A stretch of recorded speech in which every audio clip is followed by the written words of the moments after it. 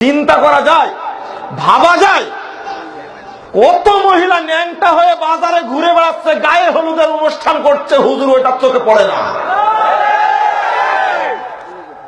ইন্ডিয়ার স্টার জালসা আর এই সমস্ত নগ্ন টিভি চ্যানেলগুলো বাংলাদেশে চালু থাকার কারণে গোটা দেশ ধর্ষণের সর্বরাজ্যে পরিণত হচ্ছে।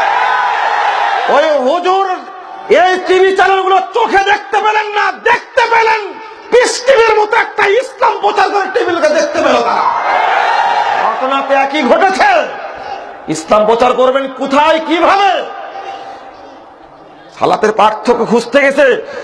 আপনি দেখুন, মহিলাদের পার্থক্য খুঁজতে গেছে, সবগুলো গেছে যৌন সুরসুরির দিকে। নাউজুবিল্লাহ। আমি এটা বলতে চাচ্ছিলাম না। আপনি মুকসুদুল মুমিনিন পড়েন, সর্বনাশ করেছে মুসলিম ঐতিহ্যকে সেখানে। আমি কিভাবে বলবো? বাস্তবতা এটাই। যদি একবারও বলি সরকারকে, আপনি বলছেন এখন শিক্ষিত ব্যক্তিরা বলছে ধর্মীয় অনুশাসন বন্ধ, ধর্মীয় অনুশাসন চালু করুন, ধর্ষণ বন্ধ হবে। আমরা ওইটা বলি না, বিড়ালের মতো গাল আড়ি না। আমরা গুখরা সাপকে যেভাবে সাইজ করতে হবে ওভাবে কথা বলি। আমরাও প্রস্তাব দিচ্ছি 14 ফেব্রুয়ারি নষ্ট দিবস, বেশ্যা দিবস বন্ধ করো।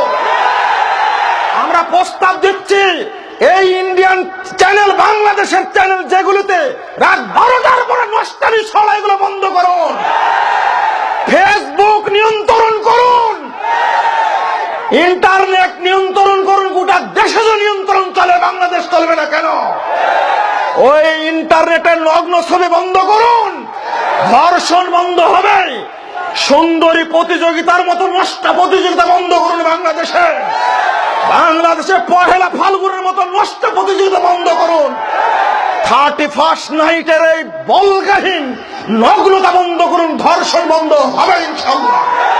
যে সমস্ত হোটেলগুলোতে নারী ব্যবসা চলে, যে সমস্ত সিনেমা হলে একেবারে নগ্ন উলঙ্গ ছবি দেখা হয়, ওই ছবিগুলো বন্ধ করুন, সিডি বন্ধ করুন, ল্যাবকে লাগিয়ে দিন, পুলিশকে লাগিয়ে দিন। বন্ধ হবে মানে ধর্ষণ বন্ধ হবেই হবে ইনশাআল্লাহ, এতে কোনো সন্দেহ নেই।